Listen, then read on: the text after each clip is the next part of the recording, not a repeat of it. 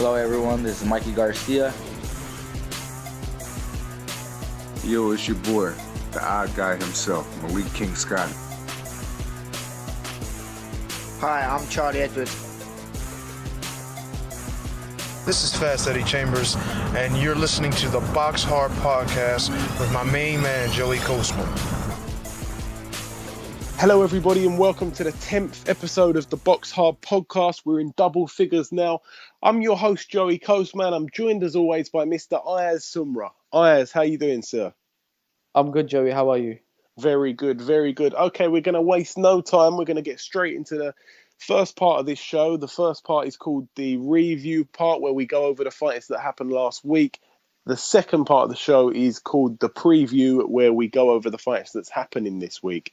So it's time for part one. We're going to roll straight into it. On the Thursday, there was a card in Essex. Boy Jones Jr. got out. He moved to 5 wins, 0 losses and 1 draw. So he got a first round TKO victory over Michael Stupart. Michael Stupart, 4 wins, 29 losses. He's now got 30 losses and the 2 draws. That was it for Thursday. We move over to Friday in Panama. Guillermo Jones returned to the ring after 2.5 years out to win a unanimous decision over Daniel Cotta. So he's racked up his 40th win now, Guillermo Jones. Also on the Friday, this is down in Northern Ireland. Conrad Cummins got a split draw with Alfredo Melli. Both of these guys were unbeaten. Conrad Cummins was 7-0 and Alfredo Melli was 11-0. So both of those guys have got a draw on their record now, and that was for the vacant British Border Control Celtic middleweight title, should I say. Also on that bill, Marco McCulloch moves to 14-2. He defeated Sergio Prado 11-5-1. Moving over to Newcastle now, Jazza Dickens fought Martin Ward, and Jazza Dickens picked up a split decision victory. This again was for the British Super Bantamweight title. Jazza Dickens now 21-1. Martin Ward now 22-3 with the 1 draw. There's sort of, cards scattered all over the place. There's fighters on cards scattered all over the place. We go over to Las Vegas now. This is also on the Friday, not on the Saturday. Diego De La Hoya moved to 13-0 with a unanimous decision after 8 rounds against Giovanni Delgado. So a big prospect for the future, Diego De La Hoya. Jason Quigley was also on that bill. He now moves to 9-0. It was only a 4-rounder he was in, but he won that unanimously. He defeated Mark Christopher Adkins. Also in Las Vegas, there was a card over there in the Cosmopolitan. Gilberto Ramirez, he moved to 33-0. He defeated Javorg Kachakian. Kachakian now is 23-2, and Gilberto Ramirez 33-0.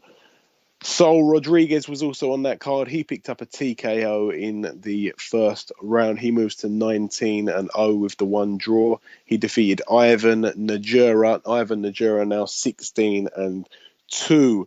Now that's it for the Friday. We're going to move over to Saturday. Ayaz, shall we start with the card in Germany? Yes, we should. I think we should start there because it was upsetting, really.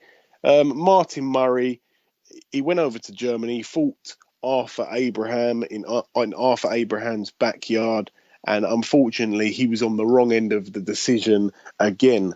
Now, he's had 4 attempts at a world title, Martin Murray. Obviously, he fought Felix Sturm, he fought Gennady Golovkin, and he fought Sergio Martinez.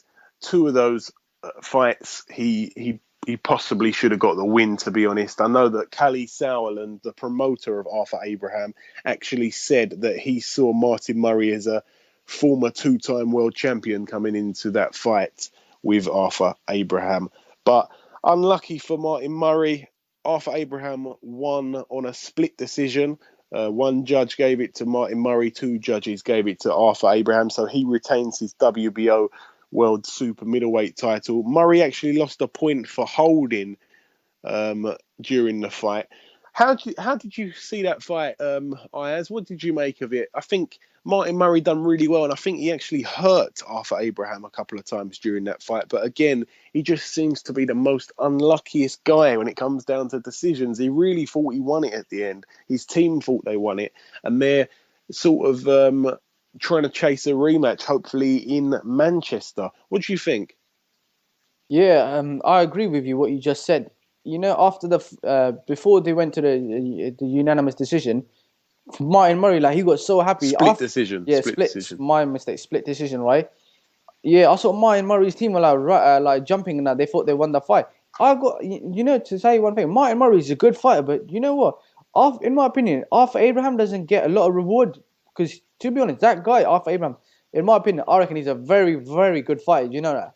He doesn't get a lot of credit. He's been in with the tough fights. He's been with Froch. Hasn't he fought Ward in the past? He has fought Ward, yeah, he has fought Ward. He's fought some tough guys. And to be honest, like, you got to give credit to Arthur Abraham, do you know that? And Martin Murray. Yeah, he has. He's fought a lot of good guys, He's fought Martin Murray, Stieglitz, Paul Smith twice. He's fought Stieglitz twice as well. 3 times he's fought Stieglitz, sorry. He lost to him once and he beat him twice. Oh no, do you know what? I'm going down his record and I'm seeing that he's fought Stieglitz 4 times. And Stieglitz is a tough guy. He's fought Andre Ward, he's fought Carl Froch, Andre Durrell, Jermaine Taylor. He's got a lot of names on his record. Edison Miranda. So he's got a lot of tough guys on his record. He's now moved to 44-4. And Martin Murray's now 32-3 with the 1 draw, which was obviously to Felix Sturm.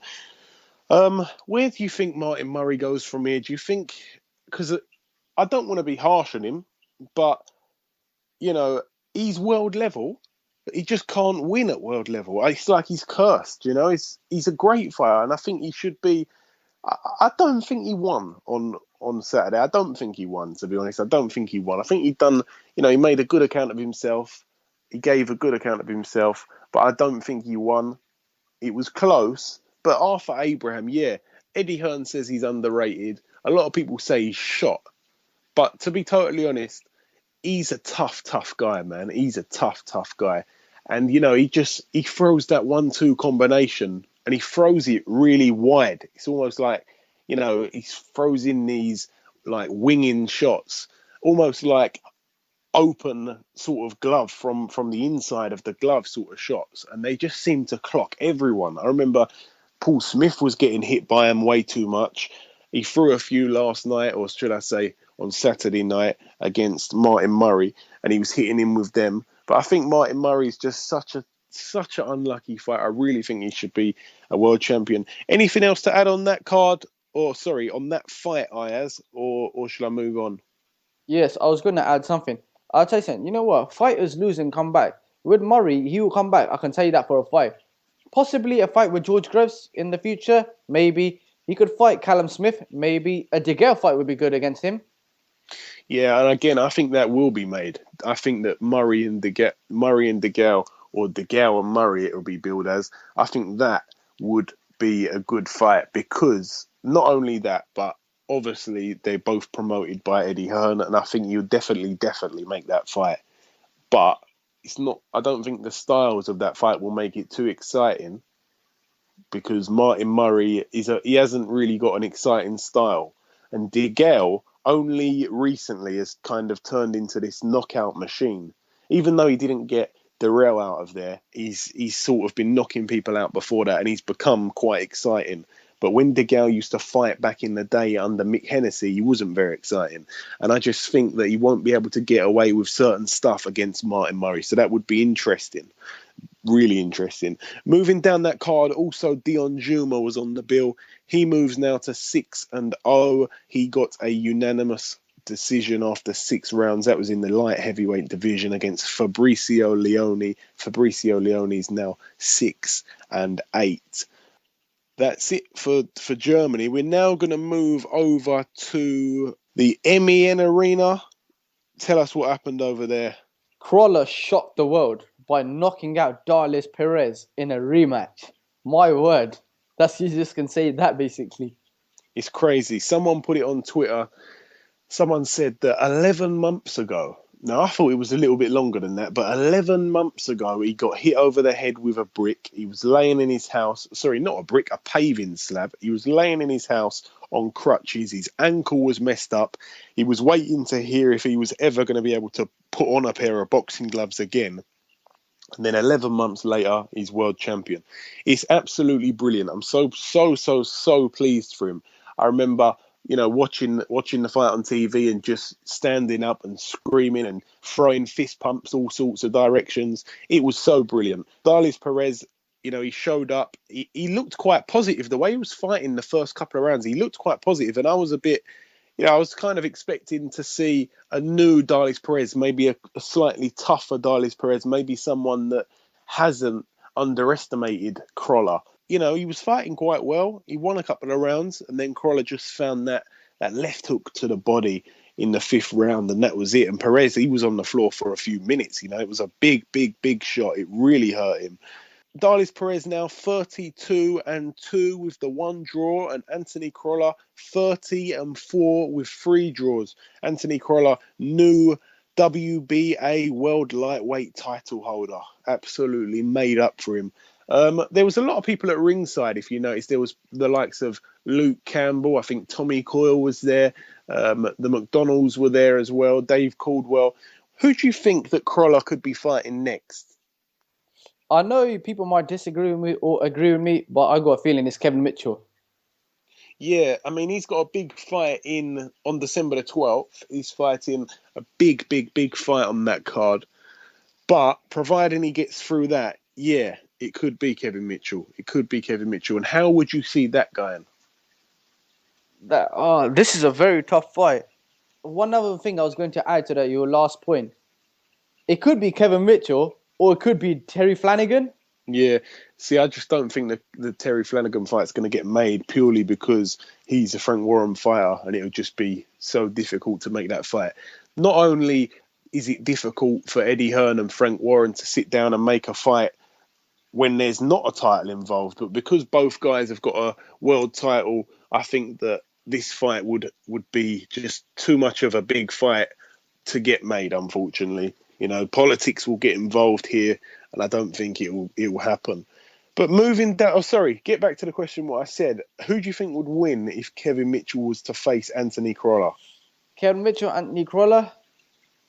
My heart says Kevin Mitchell, but my brain says Crolla. I don't know why, because Kevin Mitchell is a very tough fighter.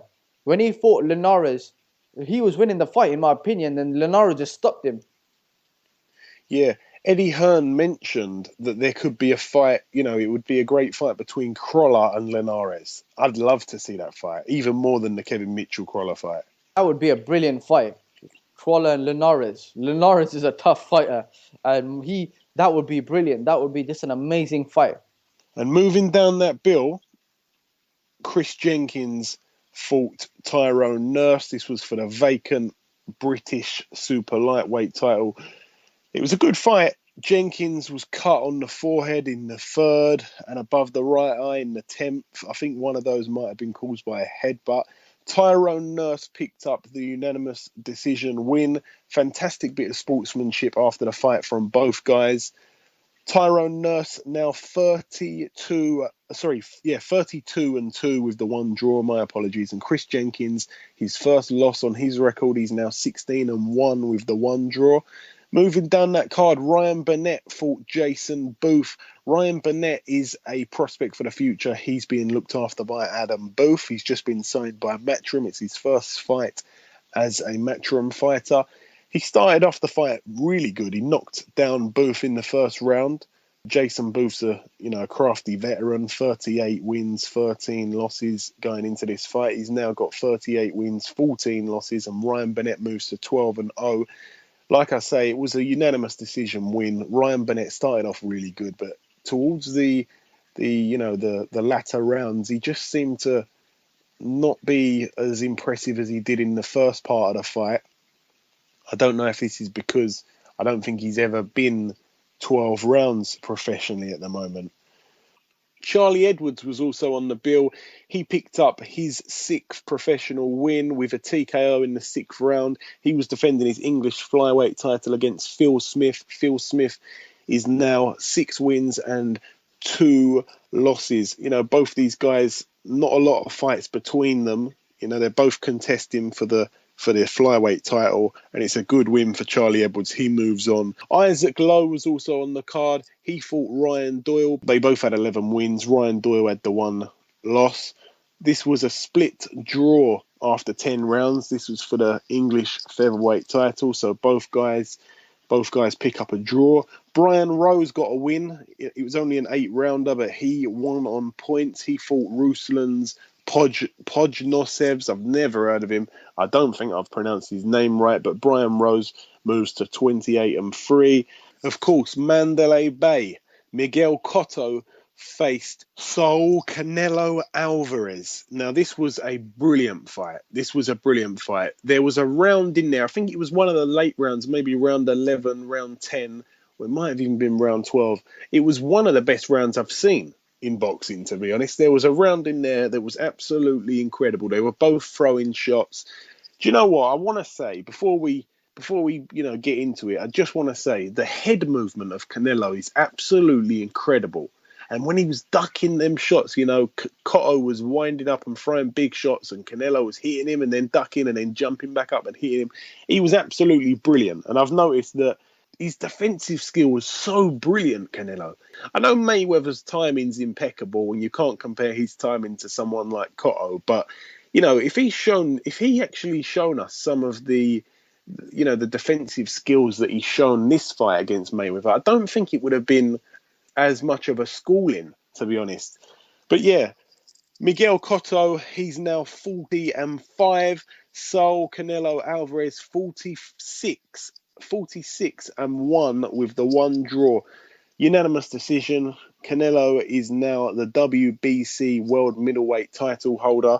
Miguel Cotto actually lost this title on the build-up to the fight because he decided that he wasn't going to pay the sanctioning fees. Whenever you're defending your title, you've got to pay the sanctioning fees, and he decided not to. And there's a bit of speculation because the winner of this fight was supposed to fight Gennady Golovkin, and there was a bit of speculation that he didn't want to fight Gennady Golovkin because he's not actually a natural middleweight, a natural 160 fighter. However, he lost the fight anyway, so the title has been handed to Canelo, and Canelo will defend his WBC title against Gennady Golovkin in what will be a unification fight. I'm dying to see that fight. Firstly, before we start talking about Canelo and GGG, what did you make of the fight, Ayaz? Cotto against Canelo? That fight was amazing. Cotto, legend. Canelo, pound for pound star. What a fight it was. All I see is like Canelo like hitting him with some brilliant shots, just like not dodging him, uppercutting him, hitting him. Canelo, Cotto coming around, hitting him again. But to be honest, like that was such a good fight. And then afterwards, I watched the interview, right, and I see Canelo says, "I'm willing to fight anyone. Get them in the ring now." Yeah. How do you see the fight going with GGG? GGG is one of my favorite fights, right? If Canelo fought GGG now, it could go 50-50 way, yeah. But in my opinion, I reckon it goes to points and Golovkin wins it. Yeah, you see, Canelo, I don't think GGG is very fast. It's more just about timing. Now, a lot of people say that timing beats speed. It would be a clash of this because Canelo, he's quite fast. He throws big shots. Like I say, he's very, very elusive. Whereas we haven't really seen that from GGG. Golovkin he's been hit a few times. We haven't seen, loads of elusive work from him before. I think he's just a tough man and he'll just be on the front foot. Whereas I think he'll put Canelo on the back foot. But it's tough because I can see Canelo outpointing him, but then I can see Golovkin knocking him out, but then I can't see Canelo being knocked out. So it's so tough, but I think that GGG beats him because GGG is just a monster. But anyway, moving down that card, Rigondo was also on the bill. He fought Drian Francisco. Rigondo moves to 16-0. Drian Francisco now 28-4. This was for the vacant WBC International Silver Super Bantamweight title, which now Rigondo holds. Zilal Zhang was also on the bill. He fought Juan Good, and Zhang picked up a win. He was down in round 4. It was only a 4-rounder, but he won unanimously regardless of that. So he now moves to 6-0, and Juan Good is now 6-3. And also on that card, I almost forgot, Takashi Miura fought Francisco Vargas. Now, Miura was going into this fight 29-2 with 2 draws. Vargas was 22-0 with the 1 draw. I'm going to let you talk about this fight, Ayaz, but I'm just going to point out, of course, Vargas was down in round 4 and Miura was down in round 9 where the fight was stopped via TKO. So Vargas moves to 23-0 with the 1 draw, and Takashi Miura is now 29-3 with 2 draws. Talk about that fight, Ayaz. To tell you one thing, in my opinion, that was fight of the year. All I see is Mura, dropped him and hitting him, right? I thought the referee was going to stop it. There was one cut on the top of his eye. He was bleeding everywhere. His eye was swollen, Vargas's. And then, bam, right, 9th round, Vargas drops Mura and then just stops the fight. That was such a brilliant fight. That was, in my opinion, fight of the year. Yeah, it really shows character when you get knocked down. I love it when people get knocked down, they get back up and then they win on points. But this guy actually got back up and knocked out Miura. Vargas was down early in round 4. It went on another 5 rounds. Then he got the TKO victory. So that's very good for Vargas. So hopefully we see him in a few big fights in the future. But that's really it for part 1. So we're going to bring on our first guest. Okay, it's time to welcome our first guest on this week's show. Ladies and gentlemen, please welcome hot prospect for the future, English Flyweight Champion, Mr. Charlie Edwards. Charlie, welcome to the show. Hi, mate. You all right? Good. It's going to be weird talking professionally to you for the first time. Now, you was out the other day. You got a KO in your last fight. How did you feel in there, Charlie? Because you look brilliant. I know that it's on Sky. You can watch it on Sky On Demand now, so I've watched it back. But you look cracking in there. How did it feel the other day? I felt great in there. I feel really strong. Like now I'm starting with MGM. I've been training with Danny Vaughan, so I started training with him before my Lewis Norman fight for 3 weeks, and I had a full camp with him in my last one. So all the stuff we're working on is like really paying off now. Like we're gelling together, and I felt unbelievable in there. Everything went to plan. We studied Will Smith, and we executed the game plan perfectly, and I caught him with a cracking right uppercut as he come in. And how do you think he compares, Phil Smith, to Louis Norman? Do you reckon who do you reckon was a better fighter? You know what?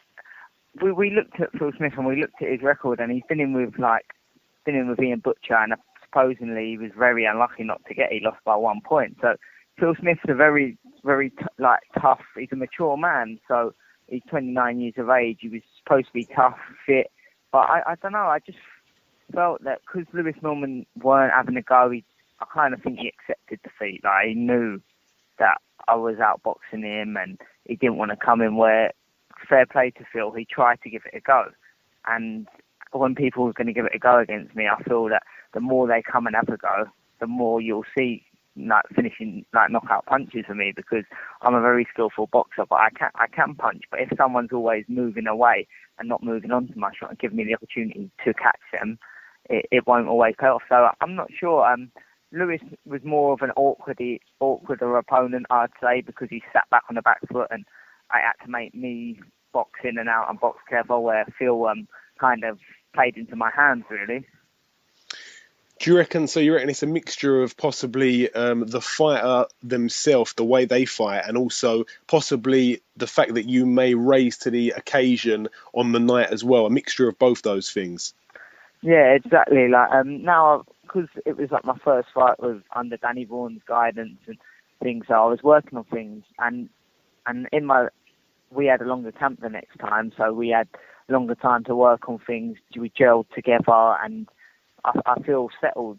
I feel settled now, and I just look forward to my next few fights under Danny Vaughan. Now, as you said, you've signed with MGM Marbella. You've had, how many camps have you had out there now? Just to remind me. This is my second camp out there, but I have been over there 3 or 4 times on holidays as such, just checking the place out and things like that, getting to know everyone out there. But now I have signed with them.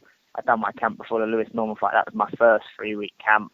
Last one was 3.5 weeks. And now after Christmas, hopefully I'll get on the quick Frampton cards for the British, which we're going to be pushing for. And then I'm going to go out there and do a solid 6-week camp. And what is it like out there? Because I know that it's lovely. When you look at the photos out there, it looks brilliant. I mean, like you go out there, you see a lot of photos of what you do outside the gym. Is there any risk whatsoever of possibly, because you're out there in beautiful surroundings, taking your eye off the ball? Because I know that there's a few guys that train out there and they all talk highly of the MGM, but a few of them recently haven't had fantastic results. I'm talking about people like Tom Stalker. There's a few people, not just Tom, but not brilliant results have come out of there. I know it could just be a complete coincidence, but is there any chance whatsoever of taking your eye off the ball out there? With me, there's no chance whatsoever. I want to go to world honours, so I know I've got to put in the work. I've got a great team behind me. I've got my dad there with me. He does all my food, and he makes sure I'm sound. Like Jack, he wouldn't let me go out, go and cover. He'd be the first one to jump on my back and things like that. So I know what you're saying. It does look like it's living the life as such out there. But believe me, when I'm out there, all I do is eat, sleep, train, repeat. You know what I mean? That's all I do. Yeah, I might lay in the sun for a couple of hours, but that's rest and that's recovery. I'm not down the pool. I'm not down there having a drink. I'm not going out late nights. I'm in bed by 10 o'clock, getting my head down. So it looks like it's a high life, but it really isn't. It's just the better surroundings. It's hot over there. You feel better. The sun's blazing all the time. It makes you more happy, and like the food's so much like cleaner, fresh over there. All the fresh fish and things like that. So that's a major bonus about being over in Spain. And like the gym from where we stay over there, it's like 10 minutes down the road. It beats travelling an hour. If you traffic hour and a half into London and back, it's a 6-hour round trip in London, and you're knackered by all the travelling. So this is really just focused whole on the boxing. Okay, yeah, that's a fair point. Now, of course, you won your English title in your 5th fight, so that was, seen as quite early. What sort of belt are you trying to target next, and when would we see you going for that title? Well, I've sat down and spoke to my management team at MGM and my trainer, and I've even spoke to Eddie, and it's looking like he's going to see what he can do, but it's looking like my next fight should be for the British. We're going to try and target Luke Wilton. He's a Northern Irish boy. He's in position to be able to box for the British because him and Ian Butcher's fight fell through not long ago. So we're going to try to target him for the Quigg Frampton card, solely because Eddie's trying to do an England v Ireland kind of card. So it makes sense for the card, and it'll be a cracking fight. Oh, wow. So that could potentially be your next card? My next fight on the 27th of February. Oh, excellent. That would be really good. I hope that comes off. Now, I want to get your predictions on a couple of upcoming fights, not necessarily in your division, but just a few fights where, they capture the public's eye. Big fights coming up. Of course, this weekend, I've heard you say it before, to be honest, but Fury Klitschko. How do you see that going, and how do you want it to go? I see it being a very interesting matchup, to be honest.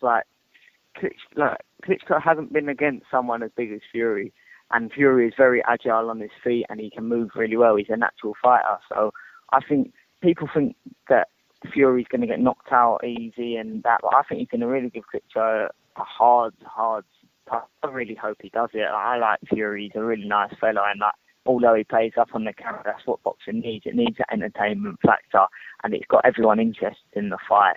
But he's a really nice guy when he's off camera and that as well. So I really want him to do it, and it will be a big for the for not just boxing, for British boxing. To have another British heavyweight champion, and to beat Klitschko, that would be great for British boxing. And there's another fight, December the 12th, that includes, well, there's 2 fights on that include a stablemate of yours. Chris Eubank Jr. fights Spike O'Sullivan. How about that one? I think it's another interesting matchup. Spike punches really hard, and Chris Eubank, as you know, put in a great performance against Billy Joe. So it's a very, very interesting fight. I would say, being brutally honest, I would like Spike to do it just because he's down to earth, he's a nice guy, and I just think that Chris Eubank comes across a bit arrogant sometimes, and like he's not really being himself. He's like trying to do everything his dad done, when really he should go out there and make his name for himself and do his own thing and be different. So I want Spike to win, but it's going to be a great fight, and I'm sure it'll be a close one, a cracker. They're both power punches, and I think Spike and him have got a bit of needle between each other, so they're really going to go at it. Yeah, I can't wait for that. It should be fireworks. And also, of course, the main event, Anthony Joshua, Dillian Whyte. Anthony Joshua, Dillian Whyte. I don't see it going past 3 rounds myself. Like, no disrespect to Dillian Whyte. He said Anthony Joshua is 10 times, 20 times what he was in the amateurs. He only had 4 fights when they boxed. So going on the back of amateurs, he beat him in the amateurs. Really, I don't see why you would even bring that up. Anthony Joshua's a different animal, different kettle of fish altogether. And I can see him becoming the next heavyweight champion, you know what I mean, hopefully after Fury. And that would be a cracking fight. That would be great for British boxing as well. Now, I've spoke to you personally before a couple of times, and I'm a fan, just like other people are, of trash talking. You don't really do trash talking, even though I've tried to get you to a few times. I know you don't do it yourself, and if you don't want to do it, then fair enough. But what's your actual views on trash talking itself? Because, for example, obviously, a good friend of yours, Prince Patel, talks a lot of rubbish, and he has managed to, become very, very much known on social media just through talking shit, basically, not for his fights or anything. And even a lot of people consider Roman Gonzalez, pound for pound, he actually knows who Prince Patel is purely through his mouth. So do you think trash talking's a good thing? And Coog and Cassius and James Elder is still to get views, isn't it? But do you reckon it's a good thing or not, trash talking? You know what? Fair play to him. He's got himself talked about. He's absolutely terrible, and he's getting talked about. So he's done something right, even if it is trash talking. But the only thing is with trash talking. Look at Ronda Rousey, how she trash talked Mayweather, and now look at her, how much hate she got, how much stick. They always get found out in the end. Uzi Ahmed, he got knocked out by Ashley Sexton. Patel is another one. He is another one of them chat rubbish to get his name out there. They don't even show him on Box Nation. Do you know why they don't show him on Box Nation? Because if everyone sees, because he's got so much speak about him, if everyone actually see him box, they would know he's an absolute muppet. So he can trash talk all he wants. He's chatting rubbish about he's earning this money, that money. No, he's earning about $2,000 max. You know what I mean? And he's trying to hype and jump on my coach strings just to get a payday. And let's be real, I'd fight him tomorrow. Eddie would match it tomorrow. But he ain't going to fight me. He's going to ask for something stupid like $30,000 and he'll get laughed at because he's not worth $30,000. You know what I mean? He's just a complete and utter muppet, and I'm sick to death of him. He's just an idiot, and he won't even get to title level. Someone will beat him along the way. Waladin will beat him all day. He's already beat him twice. You know what I mean? Someone whose career's going down, maybe like Lewis Norman, he should fight him because Lewis Norman would beat him as well. So, but then Patel ain't going to fight them kind of people. All he wants is foreign imports who are stupid, who are muppets. You know what I mean? So he's just a joke. I'm so pleased I got that little rant. I was actually going to ask you about Louis Norman fighting Prince Patel, but you kind of answered it. So if you had to won't fight him. He might mouth off about him, but he won't fight him. He knows it's too much of a risk. If you had to sum up Prince Patel in one word, what are you saying? Absolute prick. That's 2, but I'll give you that. All right, I'm going to pass you over to my partner on the show. I know I've kind of basically said everything, so if you've got any questions, Ayaz, then you're free to ask them. If not, then that's fine. Just say so. So, bring yourself in now. Hello, Charlie. How you doing? Yeah, I'm good, thanks, mate. And yourself? Yeah, I'm not too bad. Charlie, can we see you fight in America anytime soon? You know what? It's possible. I've flew through these the flyweight rankings in Britain. If I fight for the British, win the British, then European, then I could be fighting for a world title in the next 5 fights. Eddie said he could see it. So it's a very possibility, and I'd love to get out there because that's where, like, I don't know, with flyweights out in the world, it's a very, very tough weight. It's probably one of the best weight divisions, especially now with Gonzalez being pound for pound. So yeah, I could see myself being out in America in the next 2 years, and I'd love to. It'd be a great experience. Mm-hmm. What do you think? What do you think of, like, Prince Patel saying, "I'm the great one"? From your opinion, like, he's always saying on interviews, "I'm the great one." He's got to say something, can he? If you watch him, you know he's shit. So he's got to pick himself up. He's got to delude himself somehow. Mm-hmm. And one last question: your brother today, Sonny Edwards, isn't it true that his fight got cancelled? Was it from GB? Yeah. His fight got cancelled. The boy just won a tam of gold. He's come back, and, like, obviously he ain't gonna want to come back and get beat off my brother, is he? So it's better off pulling out and taking that gold with him. But yeah, he ain't fighting now tomorrow, which is a bit guttering because he wanted to get out there and prove himself. But I've told him your time's gonna come and you'll prove yourself on the big stages. It's just a matter of time. Yep. Okay. Thank you. I'll pass you back to Joey. Nice one, mate. Cheers. Okay, Charlie, I'm going to end it on one last question, which I'm going to ask you live on here. I'm not going to cut it out. You still owe me a Nando's. When is this happening? When this happening? As soon as I'm back and I'm settled and my bird lets me out the house, then I'll come and take you for a Nando's. That's still over Christmas. I'm back in 2 weeks and we'll go out for a Nando's. All right, Well, you going to the Danny Connor fight in the Westcross Leisure Centre? Do you know what? I want to, but I don't think I will be, to be honest. I don't think I will be. Opportunity. I was going to take you for a little cheeky mandate before, but hey, using Eddie's words. Listen, I might be around on that time because I go away on the 13th of December. I'm going to Paris on that day. So yeah, little Disneyland thing. But again, proper matey chat on the podcast, but I'll leave it all in. Yeah, listen, Charlie, it's been an absolute pleasure having you on the show. It's brilliant to talk to you. I love speaking to prospects. I love speaking to champions. You're both of those things, and of course, a personal friend of mine anyway. So thank you very, very much for coming on the show. It's been an absolute pleasure of mine. All right, nice one for having me, Joey. I'll speak to you soon. All right, brother, take it easy. Nice. Goodbye, mate. Bye. Bye-bye. Okay, it's now time for part 2 on this week's show. This part is called The Preview, where we preview the fights coming up this week.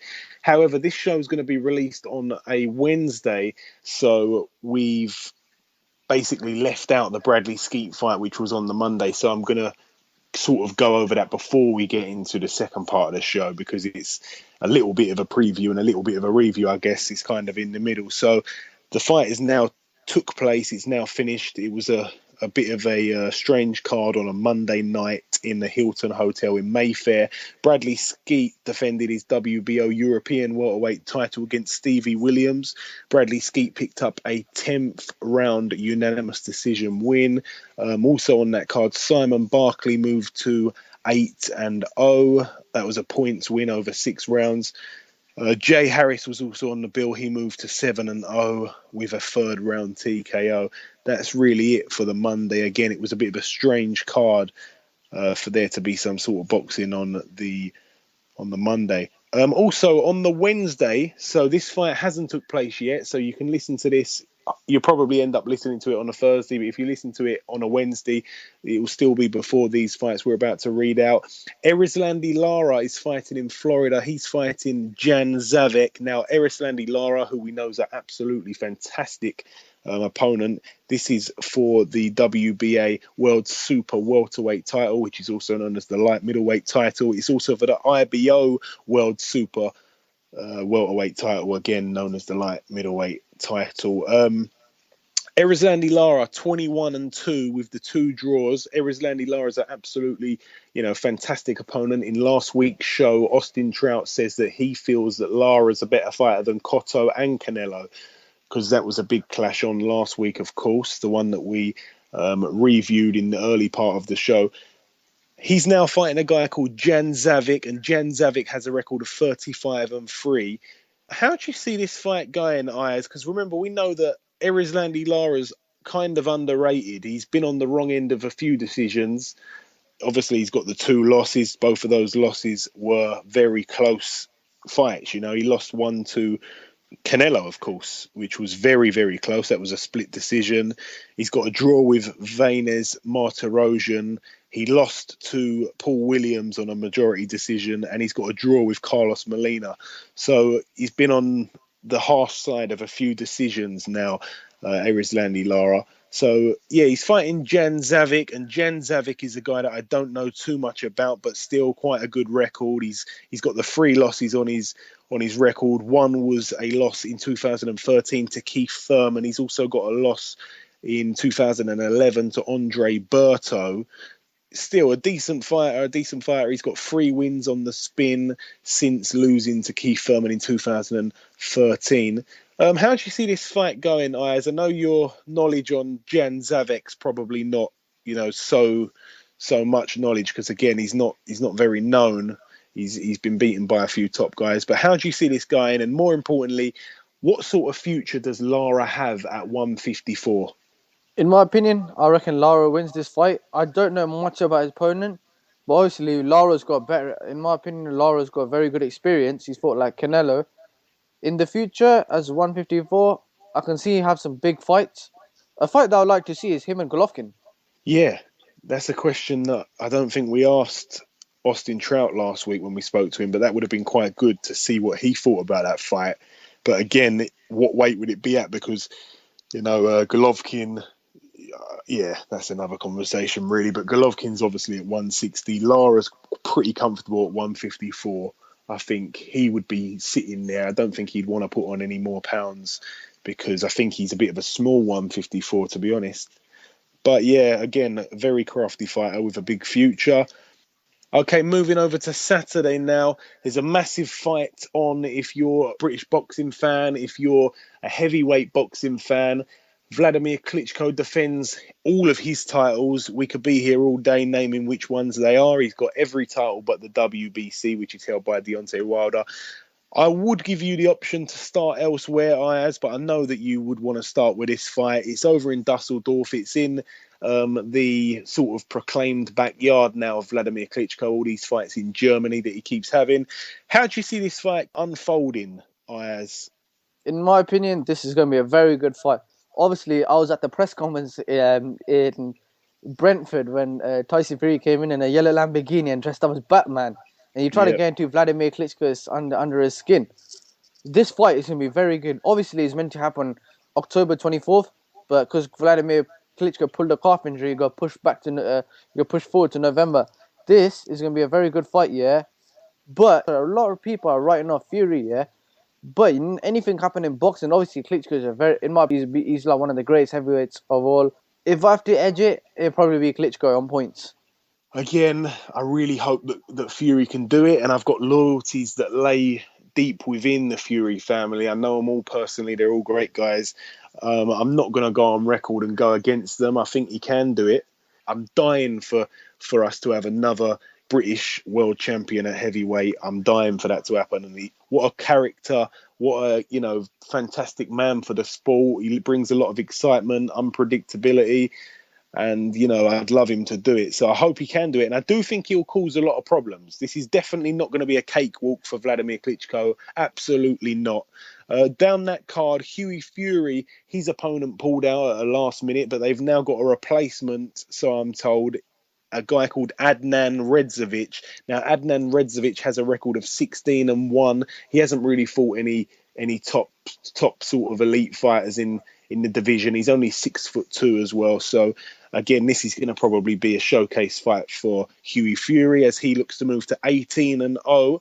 John O'Carroll's also on the bill. He's looking to move to 9-0, but his opponent, to my knowledge, hasn't been announced yet. So that's really it for Germany. There's a lot going on over there, in terms of big fights, but not many fights on the card. BoxRec has 3 fights listed, and that's the John O'Carroll fight, the Hughie Fury fight, and then obviously the Tyson Fury fight. That's all it has. We're going to move over to Quebec now. James DeGale tops the bill. He fights Canada's very own Lucian Bute. How do you see this fight going?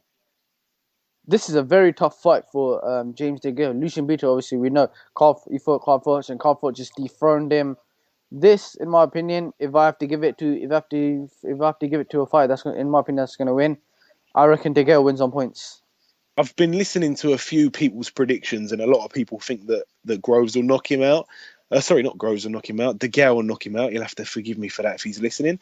He travelled over to Quebec, Canada in 2013, so that's only 2.5 years ago. So he has fought out there before. He got a KO in the second round. He fought a guy called Sebastian Demers. But obviously that's not the same type of opponent as Lucian Bute. But again, Lucian Bute, he's aged now. I think he's over the hill now. Remember, he got the loss to Jean Pascal back in 2014. He's only got the one win since then, which was 3 months ago when he fought Andrea Di Luisa. He got a 4th round TKO victory there. So Bute's record is now 32-2, and James DeGale 21-1. That one blemish of course to George Groves. I think James DeGale stops him, if I'm honest. I think James DeGale stops him. Remember, Bute, although he had a fight 3 months ago, he's been quite inactive. Obviously, he got stopped in the 5th round to Carl Froch. That was back in 2012, so 3.5 years ago. He's only had 4 fights in 3.5 years, and his record of those 4 fights is 2 wins, 2 losses. So he's definitely on the decline. But again, losing to Carl Froch and losing to Jean Pascal is no humiliation or anything like that. They're 2 top fighters, 2 champs. But I think that DeGale wins this, and I'm pretty happy that he's actually been out to Quebec and fought over there before. That's good, because a lot of fighters don't travel too well, but we know he's gone over there and got an early knockout, so perhaps he could get another early knockout. There's another fighter I want to mention on that bill, actually, while we're here. Amir Imam, he's also on the bill. He looks to move to 19-0. He's obviously 18-0 at the moment. Any other fights on the Saturday? There is a card over in Italy.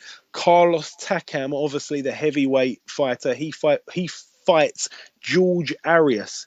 Now, George Arias, we remember, fought Hughie Fury, and Hughie Fury managed to beat him. That was on points in 2015, back in July. So George Arias, his last 2 fights were 2 losses. The points lost to Hughie Fury in July, and then back in October, just last month, Kubrat Pulev beat him over an 8-round unanimous decision. So now he fights Carlos Takam, and obviously Carlos Takam is regarded as one of the top boys despite his 2 losses, one to Povetkin back in 2014. He's got 1 draw with Mike Perez, and he's got a loss early in his career back in 2009 to a guy who was undefeated. But Takam, since the Povetkin loss in 2014, he's fought Marcelo Luis Nascimento, who's a bit of a journeyman. He got him out of there in the 4th round KO. He also fought Michael Sprott back in June of this year, and he KO'd him in the 5th round. So 2 knockout wins since the loss to Povetkin, which was a 10th round knockout in Russia. So Takam should get through this fight pretty easy. Again, it's a bit of a strange card. It's in Italy. These 2 fighters fighting in Italy. It's a bit of a strange one. Over in Dallas, Texas, Errol Spence Jr., he's back out. A lot of people regard this guy as one of the future pound-for-pound stars. He is looking to move to 19-0. He fights Alejandro Barrera, who's 28-2. Bit crafty, Barrera, by the way. This is going to be a bit of a tough fight for Errol Spence, in my opinion, to be honest, because, the guy is he's 154, he's 29. Like I say, he's quite experienced. He's had the 30 fights now. Of those 28 wins, he's got 18 by knockout. His 2 losses were to guys who weren't very notable, but I've seen this guy fight and he's a little bit crafty. So this should be interesting. And it's another test for Errol Spence Jr. No one's complaining about that. We all complain when these prospects are fed these easy fights. This is not one of them, but I could be wrong, because the talent of this guy, the sky's the limit for people like Errol Spence. Also on that bill, Jermall Charlo. Again, I get confused with these 2. Austin Trout, who we spoke to last week, said that both of the brothers are in his top 5 at 154 if he took himself out of the equation. He's 22-0, Jermall Charlo. He fights Wilky Campfort, who's 21-1. That's also on that card, on the undercard of Errol Spence Jr. So that should be a good fight. And that's really the end of the preview part of the show. We whizzed through it this week. A couple of bits of news. Just this week, David Haye has announced he's going to be returning to the ring on January the 16th. Tickets go on sale for that this week. He fights Mark Demori. I was at the press conference. He got a little bit tasty there. Mark Demori decided to put his nut on David Haye and shoved him back a little bit with his head, to which David Haye told him to calm down and relax, and there's going to be plenty of time for that, my son. So, yeah, everyone should, stay tuned for that. It was quite a lively press conference. You can probably find it on YouTube somewhere. And also, there's a second bit of news that we're going to bring you. It's just been announced. I'm going to let Ayaz bring you this news. Ayaz? Danny Garcia has just announced his fight against Robert Guerrero. And that fight is on the 23rd of January 2016 on a Saturday night. It's good because, like I say, David Haye announced his comeback fight this week. And then 1 week later, we've got Danny Garcia, Robert Guerrero. Again, this fight, Ayaz, how do you see that going? I know it's a long way away, but we're just going to talk about it here. No doubt we'll talk about it closer to the time. But this far out, we'll see if any of our opinions change from now up until the fight, up until the week before when we do the preview. How do you see it going? Because in my personal opinion, I'm not going to get too much into it, but I just think easy win for Garcia. Do you know what? Before I talk about this fight in a quick brief detail, I actually thought Amir Khan was going to fight Danny Garcia. A lot of Khan fans were thinking, right, Khan's fight in January is going to be against Garcia, and then I found out Danny Garcia fights Robert Guerrero. But in my opinion, Garcia wins that fight. I think Garcia knocks him out. The only thing with this is Robert Guerrero, I'm not knocking him. He's a very tough man. He really is. He's a tough man. And he can take a lot of punishment. Remember, he had a big fight with Keith Thurman. He took a lot of punishment in that fight. And I think that Keith Thurman's much more explosive than Danny Garcia is. I think he's more of a, danger man than Danny Garcia is. So I'm not sure if he's going to get him out of there, but I think he'll beat him pretty well. But then again, you can't count Guerrero out. And I think since the Mayweather fight, he's kind of gone downhill.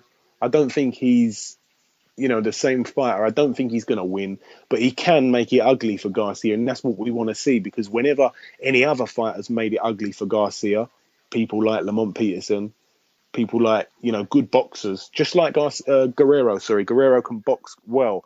And he could potentially pose a lot of problems for Garcia. No one really looks fantastic against Guerrero, apart from Mayweather, of course. So it should be interesting, that fight. But again, we'll get in depth in that when the fight comes round on January the 23rd. So that's it for the second part of the show. And we're going to bring on our second guest this week. Okay, it's time for our second guest on this week's show. Ladies and gentlemen, please welcome Mr. Silky Wilky Campfort. Wilky, welcome to the show, sir. Hey, thank you, man. Thanks for having me, guys. How you guys doing this morning? No problem. It's actually the evening where we are over in UK, but thanks nonetheless. Yeah, Okay. I'm in Florida. It's morning for me right now. It's 11 o'clock, 11:30 right now. Okay.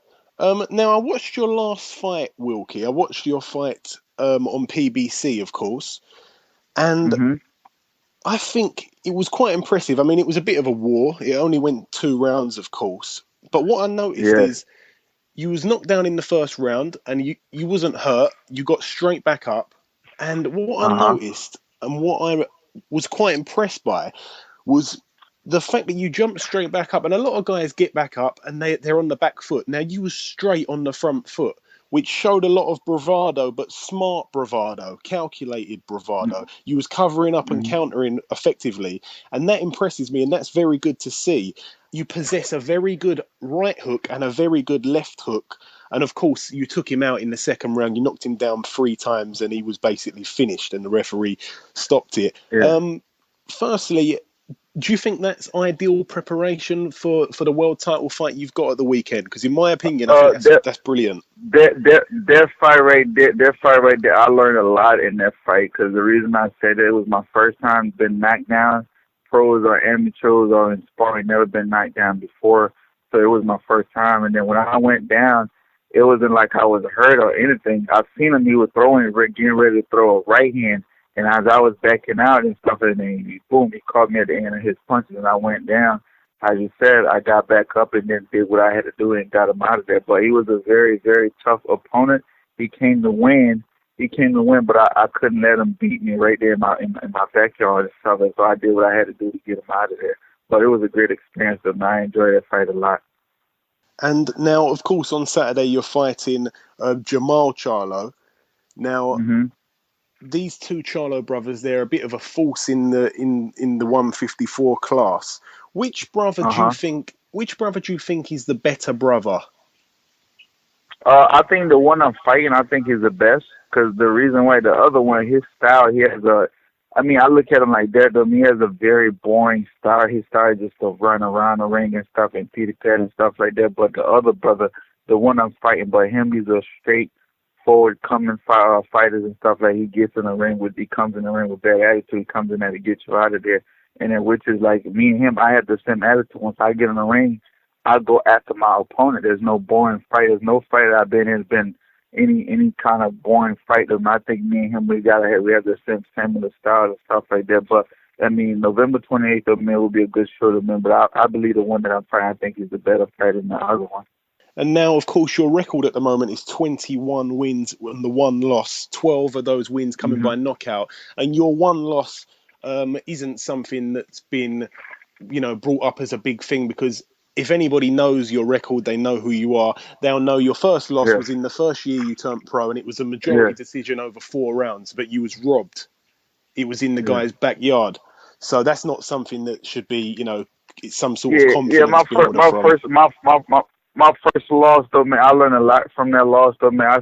But at the same time, I still look at myself as an undefeated fighter, because the reason why, because everybody that was there that night, they knew who won the fight, though, clearly. Look, but how you know, the politics that comes with boxing and stuff. I was in his hometown on his promoter shows and stuff, and then, and I let the fight get a little bit closer, but, they wasn't going to give it to me, so they give it to him.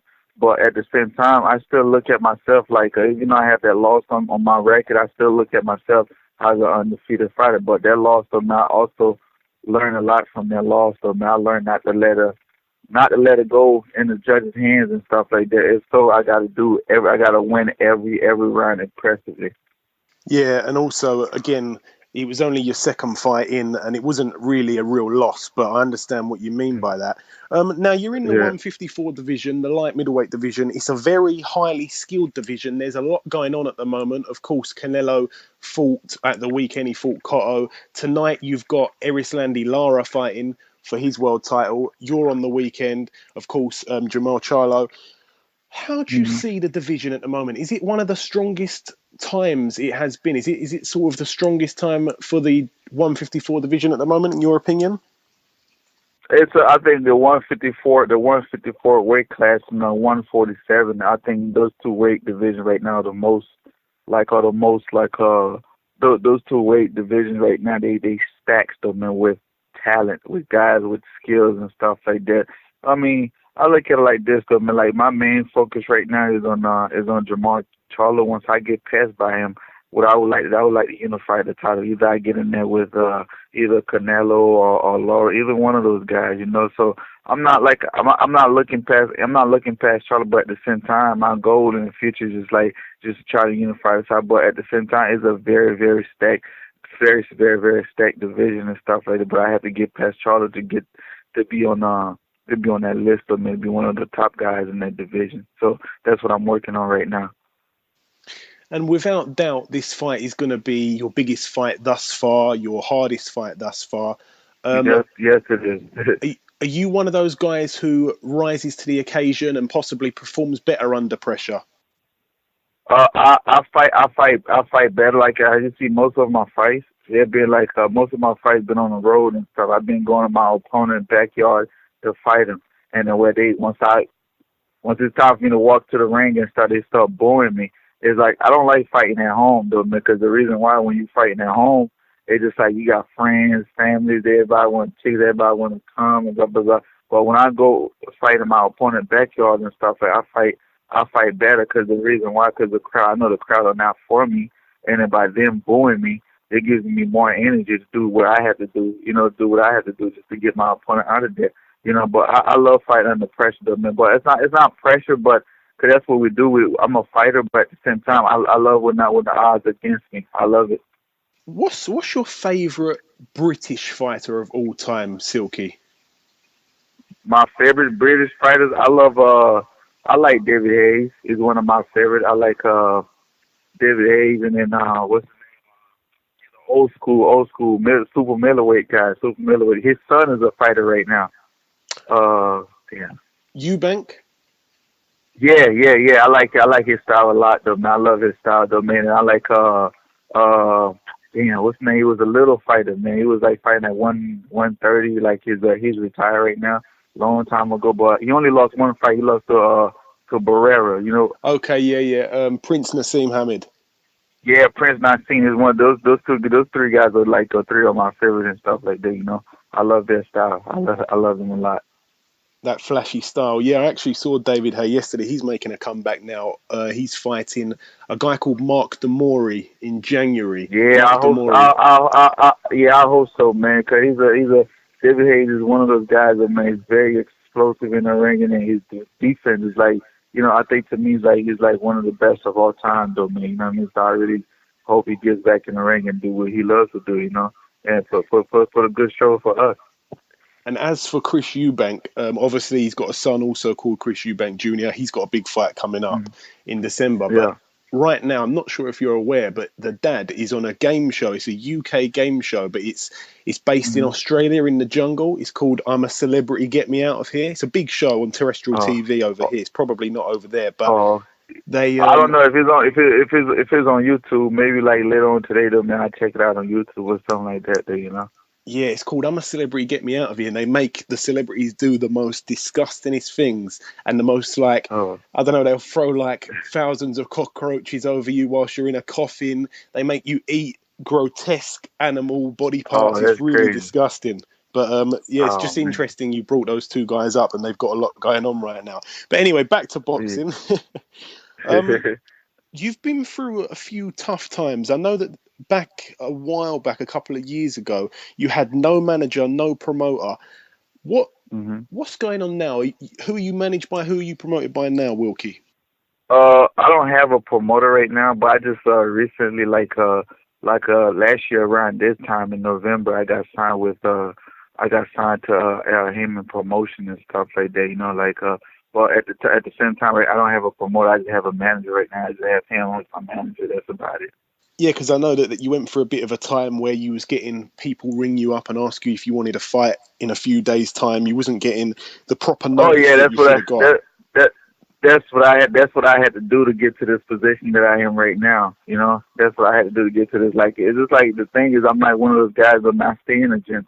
You know, even with this fight, it's a world title fight. They're only getting like 5 weeks to get ready for this fight. You know, so imagine if I was in shape, if I was in the gym training.